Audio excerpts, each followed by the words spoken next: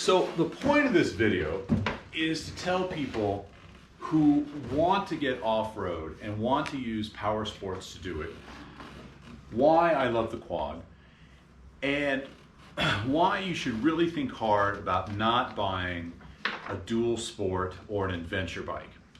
In my opinion, adventure bikes are not for real adventuring. I've owned an Africa Twin. I owned it for like 3 years. Loved it. I had it kitted out with off-road tires, tubeless, the whole kit for going off-road. And in my opinion, it was terrifying to get into really technical situations.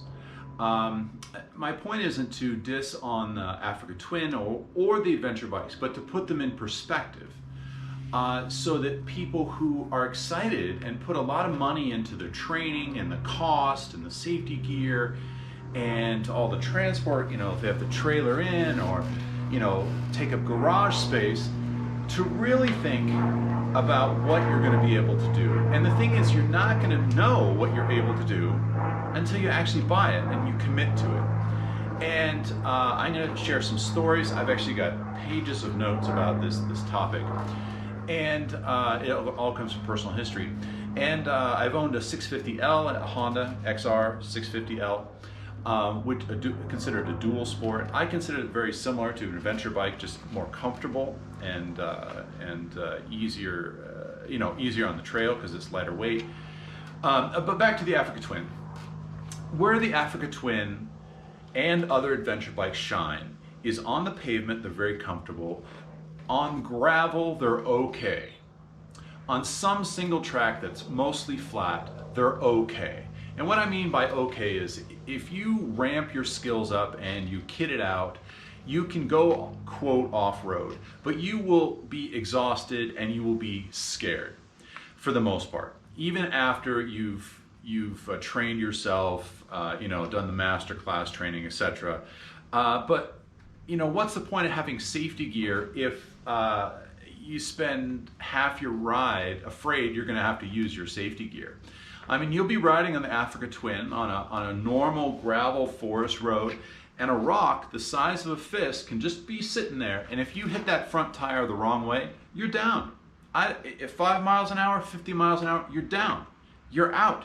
Broken collarbone, wrist, ankle, neck, whatever. You crack your helmet. Well, you got to buy a new helmet, even if you're safe. It's madness. It's madness, and it's over-marketed, and it's just not in perspective. The same with the XR 650L. I've taken the XR 650L up stuff no one would think you could do, as many do, and it was a lovely experience, but also terrifying, particularly on the descent or the ascent. Worried about whiskey throttle. Worried about the same rock in the road that would tip the Africa Twin. You'd have a lesser chance of the XR 650L being tipped over, but you still could. And where these bikes shine is, again, going from garage to road to mild trail. Oh, hey dude.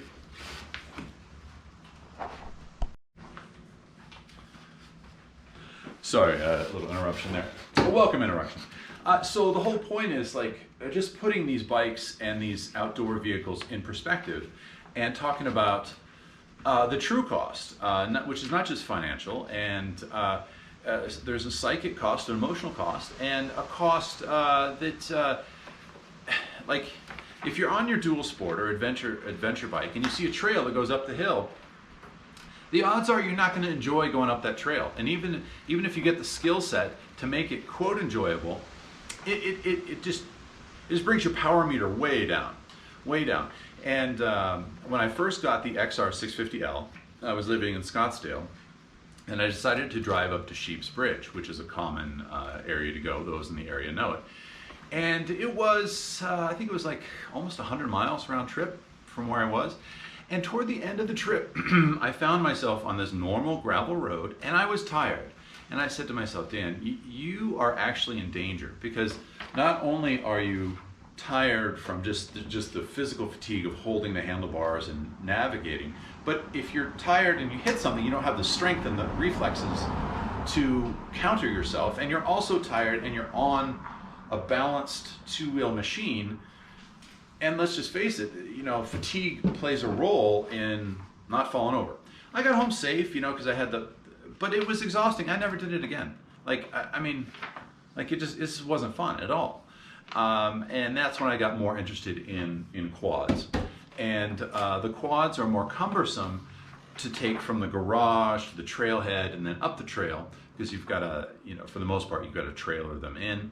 I've had a truck where you put it in the back of the truck with the ramps, the trailer, you know, it's a pain however you do it, but it's far more enjoyable once you're on the trail, and it leads to more enjoyment in the woods and on the road when you're there. And in my opinion, it's multitudes safer, like much safer.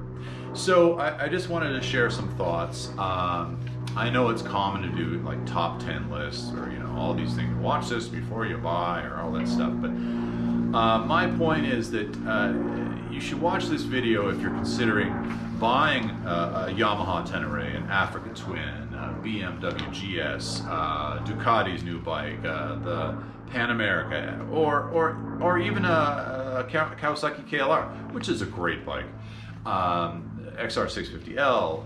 You know, any of these, even if you wanted to use a smaller CC motor, like a 250, I've had a Honda 250X before, great trail bike, but dude, I would not want to ride that for 50 miles. I would be worn out.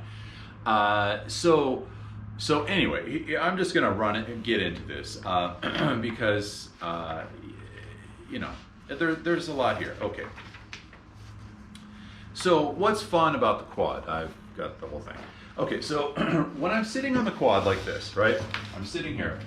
Look, I've got my cup holders right here. I've got two of them. Isn't that nice? My icy drink, and I can be driving down the road, and I can pull that out and have a drink as I'm driving, or I can pull down, stop, take the drink, cool myself off. I've got all my safety gear here. I've got my wallet, cell phone. I've got extra gear here. Obviously, I've got extra gear here. And what that means is that I'm an asset to someone, to myself, and also someone I meet on the trail who might need rescue, might need a tire patch kit, maybe it's my riding buddy. I have everything I need here, and yes, it's heavy, it's like 700 pounds, this whole thing. But you don't feel it on the trail. This has only got a 420cc motor, but this will do any trail that you would even consider doing. And it's got the dual clutch transmission, which I'm a big fan of. I haven't had it fail yet. I've owned two of these. I've ridden literally thousands of miles. I think I'm up to 9,000 trail miles between my two ranchers in the past few years in Arizona. So you're sitting here and you're just enjoying it. Look, you got a big old comfy seat, You can move back and forth during the ride. You're not dependent on being on the pegs. I can lift my legs up if I'm riding, to stretch out. I can stand up and ride, which you can all do on an adventure bike, but this is magnitude safer. And for those who are concerned about tipping over on the quad, the way these are balanced is you literally have to be asking for it. I mean, you have to be going around the corner way too fast and catch an edge, and then it'll tip over. And I have literally never tipped this over on the road. One of my kids was doing donuts. He knew he was being stupid. He tipped it over, slow speed, just went about 5 miles an hour. Scared him, which is good. He ruined my equipment. Not ruined, but banged it up. It's just a mess. And my thoughts are scattered because I've been thinking about this for literally years, and so now it's kind of like all coming out. And you got lights for days on this, even though it's nights, really, what you're concerned. Like, the amount of lights you can put on this, and it's just so much safer. It's just so much safer. All right, so let me get into it. What's important to know about the quads?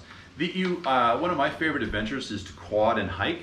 So I'll have my riding shoes or boots or whatever, and I'll have an extra kit for climbing or hiking once I get to the trailhead, wherever it is. And you can easily drive 20, 30 miles to find a really cool trail that no one's seen or done, or you go to a hill or a valley, and you're like, hey, I want to check that out.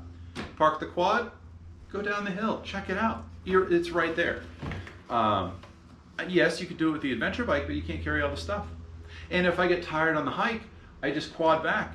You know, I'm not worried about balancing. You know, no little rock is going to tip me off and, you know, break my collarbone. The other thing, the drink, cell phone. Oh, the other thing is if you have a camera or your cell phone, you just keep it right here. And you want to take something real quick, you just like take a picture right there. Yeah, no helmet. I don't ride with helmets. In Arizona, it's not a legal requirement. They, of course, say they want you to, but again, I've literally had no situation where I thought to myself, hey, I should have a helmet on the quad. You don't know this yet, but I have literally done stuff that you wouldn't believe on these quads, and never did they say, hey, I should have had a helmet. If you get in trouble on this, either descending or ascending, you set the parking brake and you step off and you take a minute and you just go, okay, how can I make this better and safer? You know, you can pull it around, you can winch it up, etc.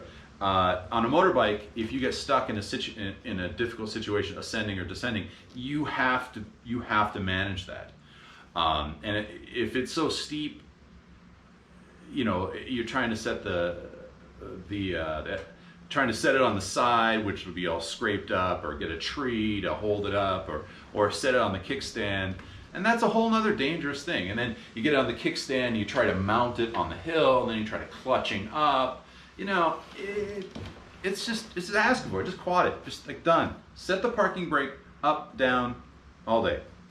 The other thing, extra clothes, comfort. The issue with the comfort is about the comfort of mind and the comfort of body increases the enjoyment of the ride and the duration of the ride. I routinely go out 60 plus miles, and while you are fatigued and tired, you are not exhausted. You still have a reserve. And that's not to say that, it's just, I guess the point is like the difference between trying to prove something and trying to have a good time. And I guess I'm past the trying to prove something point in my life, and I'm trying to have a good time. I'm trying to get out to the top of the hill, you know, and I don't want to hike those 5 miles. I take the quad, I go up, and if there's something up there I want to see, then I go hiking further. And, you know, this whole, you know, I'm going to do it with my adventure bike or my, you know, my motorbike. Forget it. Okay.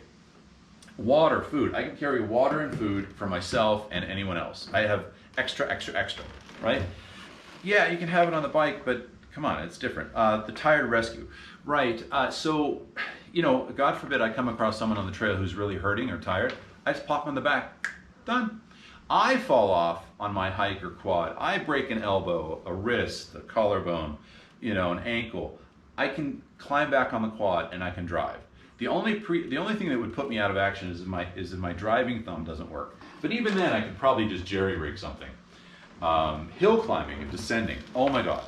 These things will go up hills that are difficult to walk. And I'm not talking about physical difficult. I'm talking about traction difficult. Like if you get off at the quad on a you go up a hill, you set the parking brake, often you will slide down the hill just because of the little granules that are on the hill that make it like little ball bearings. You'll slide down. But on the quad, you just go right up. So the point isn't to find extreme examples or examples of extremes just to prove a point. The point is that, you know, there's probably something cool up there, and I can climb up the hill in comfort and confidence, as opposed to taking my life in my hands, and particularly with these nice tires, or any good tires. And the whole point, one of the other points is that when you're on the quad, you can focus on being in the moment, as opposed to, am I in second gear? Should I be clutching down? Should I be braking? Should I use the front brake? Should I use the rear brake? You know, I'm just here. I'm just enjoying things. You know, the scenery, and it's like an easy chair. So when you go someplace, and I often I'll take rests during the ride, and because the seat is so comfortable, what I will do is I'll find a shady spot. I'll set the parking brake, and I just sit up like this. And take a 5-10 minute break. You know, just relax. You know, chew the fat with my riding buddy, or see the deer running by, or the bunnies, or whatever. I carry my hammock with me, so if I want to, I can take a nap on the trail, which is great. Okay. Let's see here. I got some more things. So with the quads, it's miles of smiles. And In some of my other videos, you'll notice that you can just haul balls on these over roads that pretty much every method of transportation would go much slower. There's a rare circumstance where side-by-sides will go faster, but those are usually like dirt highways. When it comes to trails, these own the trails. These go much faster than dirt bikes, particularly in the corners, and that's safely and comfortably, you know. Yes, you can lean when you... Oh, this is an odd one. When you're way out in the woods and you're looking to do number 2 and there's no trees around, and which happens in Arizona pretty frequently, and there's no bushes, and the bushes you don't want to lean behind anyway. These are great. You park it to your little poop spot, you grab a hold of the rack to hold yourself while you're doing your business, you know, do the cleansing, do the hygiene. It's amazing. It's like another little thing. It doesn't tip over when it's parked. So you go to your favorite spot on your dual sport adventure bike, and you wanna, and it's in the sandy area or a steep area, or it's just the wrong angle, and you go to set your kickstand down. Well, that's a whole nother, like, you gotta fuss with it, and then you set it, and you're not really sure if it's gonna sink in, and you gotta set a rock for it, you know, and if it's, you know, if it's going backwards, you gotta make sure your bike is in gear, and the Africa Twin had a dual clutch, so you had to set the parking brake. Is the parking brake actually strong enough to hold it on the hill? Dude, parking brake, done. Oftentimes you don't have to use the parking brake on this. Let's see, sand, no problem. It is not a problem on this. You can have 10 feet of sand, this will go right over the top of it. It's not a problem. Say that about adventure bikes. Just say that in confidence with adventure. I don't care if you've been riding for 30 years. Please tell me with confidence that sand is no problem. Just tell me that you can hit sand at 30 miles an hour and you don't care. I know you got skills. I know you got sand tires, whatever. But this, it is no problem. Gravel, no problem. When you hit these gravel roads in Arizona, there's a million of these forest access roads, and they're all covered with little decomposed granite, about that big, and it's essentially ball bearings. And you can't change it, and I'm not complaining, but that's the fact. The geological fact is that these roads are just dangerous on two-wheel bikes. Motorbikes, mountain bikes, adventure bikes. You go across that road, and I don't care what tire you've had. Yes, I've owned them all.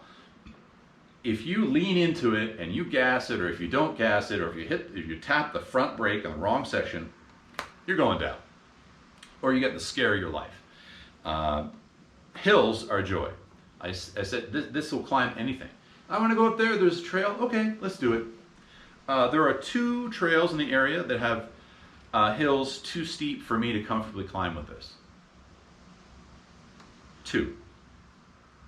And that's out of hundreds that I've been on. Crap rock, you know, a rock that's baseball, softball, cantaloupe sized, you coast right over the top. Now, it's not as fun as a smooth road, but you can. You just do it. You just do it. And you won't believe the boulders you can go up with these things. And if you do hit the bottom, if you do hit the A-arms or the differential or whatever, because the machine is relatively light, you're not going to crush it. If you just go slow, you can just scrape right over these things. It's just amazing. The stuff you go right up or right down is just amazing. The other thing is that versus a side-by-side, if you're a passenger in the side-by-side, you have a much different experience than if you're the driver. And this is private. This is like your own horse. And I think it's important for little ones and people to have that experience of independence and exploration, that they get to decide how to brake, how to gas, how to steer. The other thing about quads versus bikes is that this one does not have a winch. My other one had a winch. I used it never out of necessity. I used it once. I went up this hill that was so steep. I said, well, let's use the winch. But I didn't have to. You know, I could have just turned around and not gone the hill. But if you have a winch, you know, more power to you. And you can winch up stuff. You know, yeah, they make bike winches. Yeah, but come on, let's get real. Let's get real. Oh, the other thing. All right, so quads. Usually, let's see. No. Oh, you routinely pass Jeeps, side-by-sides, and motorcycles. It's just a fact. this little 420 will just own the trails. And that's not a brag, it does. And that's the fun part. That's the fun part. That's why we get outside, is to have fun, you know? Yeah, I mentioned the mass. Oh, reverse. Okay. So here's the story. I'm on my Africa Twin. I'm still learning it. And, but I'm a pretty big guy. So I like, you know, learning for me is a little bit different than someone who's smaller. I have pretty good physical command of the bike. So I'm out in the Wildcat area of Arizona, the OHV area. And there's this nice little single track, you know, like 5 feet wide, and it went down this little sandy gully, and it had enough traction, and we were doing good. Went down, and then all of a sudden, it just ended in a 3-foot drop, just around the corner. From here you couldn't see it, around the corner. So I have this 600-pound bike pointed down in a kind of a sandy wash with rock walls, so I can't lift it and turn it. So you know where I'm going. Reverse. These bikes need reverse. They don't have reverse. I'm sure there's probably someone going to, reverse. But, you know, it took me like 20 minutes to turn that bike around, to pull it up and back. And I'm a big guy. I mean, I think a lot of people would have had to have someone rescue them in those circumstances. So the quads have reverse. You get in, you get out. It's so easy. It's so simple. You know. So here are some real life stories about the adventure bikes. So a few weeks ago, I met this young man who had just purchased a Yamaha Tenere, and he was up on a very mild, very scenic dirt road up in Prescott, and he had a scratch on it. It was brand new, like he bought it like that week. And I asked him what happened. He goes, "Oh, I spilled it." It was like about an hour after he spilled it. He was still shaking from fear. And we really that shouldn't be part of the equation. The fear and the terror is not part of adventuring, whether it's on 4 wheels or 2. That shouldn't play. And the antidote to that shouldn't be new tires, and the antidote shouldn't be more training. It should be look at the technical aspects of what you're doing. Put 4 wheels down instead of 2, and just call it a day. The reason I bought the Africa Twin, number one, is I was looking for it. But the guy I bought it from, bought it brand new, was all excited about it, got it all kitted out and stuff. He bought the panniers and all the whole thing. And he went off-roading, and he dumped it. And he put a little scratch in the side, and it was not a big deal. But he immediately decided to get rid of it. And this is a motorcycle guy. He's literally been on bikes for 30 years, right? And people say, oh, well, you know, he shouldn't have gotten an adventure bike, or he should train himself differently, or he should start with a small bike like a TW200, or, you know, a KLR, or something like that, right? No, he was turned off to that immediately. And he sold the bike. I got it at a great discount, but that's another negative instance. And he had no interest in going back off. Using a motorbike on the dirt again. The guy I sold my Africa Twin to, I told him about it. I said, listen, it's a great bike, blah, blah, blah. Don't believe the hype. You get it out in the dirt, it's terrifying. It's very scary. And I mean, it can be fun. And where I think it's fun is if you go like for a few miles and there's an adventure or dirt road over there and you want to do an in and out or a small loop on the road where the dirt is the minority of time and effort, then it's excellent. So I called him the other day and I said, hey, I was checking up, how's the Africa Twin? He goes, I sold it. I said, let me guess, you went on the dirt? He goes, yeah. I said, well, okay. It was fun on the pavement though, right? He goes, yeah, you know, but he ended up getting a street bike. So that's 3 stories from my personal experience about how, you know, the adventure bikes are just marketed the wrong way. You know, it doesn't work.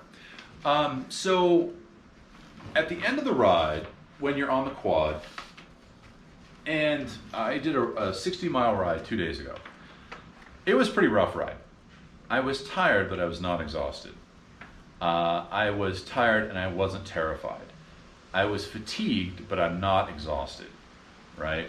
I easily went up and down the hills that I just looked at. And I said, oh, I can go up that, no problem.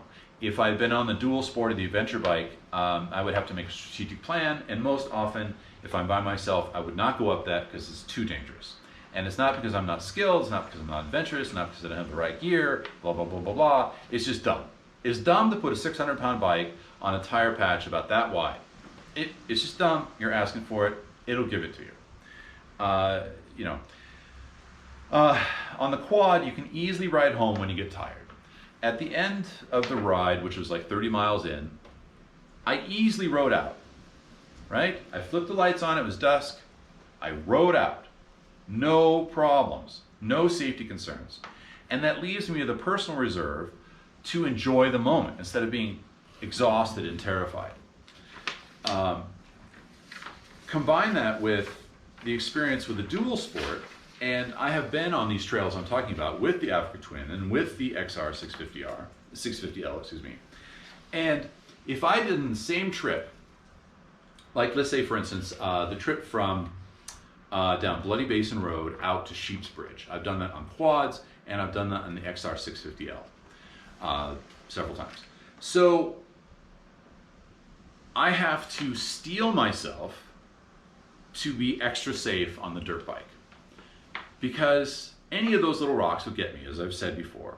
And at the end of the ride, I am physically, psychically, and bodily exhausted. And I'm not looking forward, like if I had to ride a few more miles, or at the end of the day, do I want to go for a ride just to see the hills in the area where I'm camping? No, I don't actually, I don't. But with the quad, I just get there, I'm having fun as I do it, I'm like safe, I'm passing everybody, I'm just like boom, boom, taking half the time, half the energy. I get there, I'm rested, I'm like, hey, this is fun, as opposed to, hey, I survived. And if I want to do something, or if the kids are with me and I want to take them around to putt around the viewpoints, if I want to cross the river, go down to the dam, I can do it on the quad. I have extra time, energy, etc. So for me, it's a very compelling case, but it's not simple. And hopefully this illustrates the marketing versus the reality. I represent the reality of the situation, and I know others do as well, but I wanted to add my voice, because ultimately the point of this is that wild nature is essential.